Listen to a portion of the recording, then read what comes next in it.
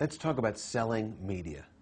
If you see a successful salesperson in action, what you'll see them doing is they're at their desk, their phone rings, they pick it up, and it's an ad agency asking them to give them a quote on something. And that's great. And when I was a brand new media salesperson, I used to look at those experienced salespeople whose phone was ringing and think to myself, how do I get my phone to ring like that? My phone never rings. My problem is I've got to make other people's phone ring.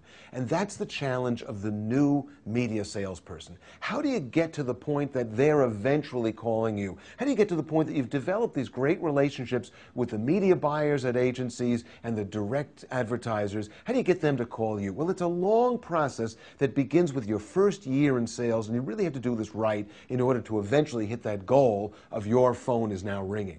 How do you do that? Every single day, a certain type of consistency has to occur. Every day has got to include the following elements: calling the people who we determined we needed to call today, and generating tomorrow's calls today. Well, watch. In order to generate tomorrow's calls today, I've got two issues I've got to deal with. One is the amount of time it takes to prioritize a list, get email addresses, phone numbers, figure out exactly which order I'm going to call and have some reason I'm going to call them, and figure out what I'm going to say to each person.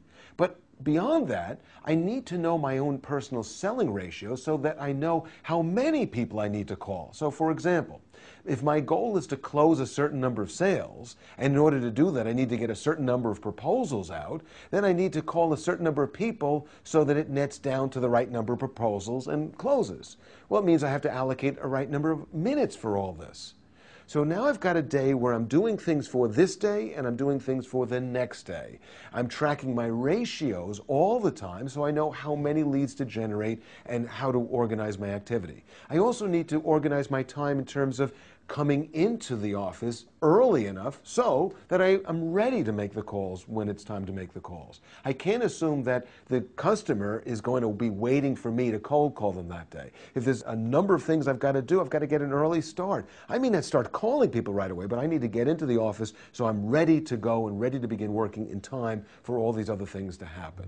The single most important thing that salespeople can do each day is to make each day consistent with regard to getting their prospecting pre-work done and doing their prospecting work, getting on the phone and sending those emails.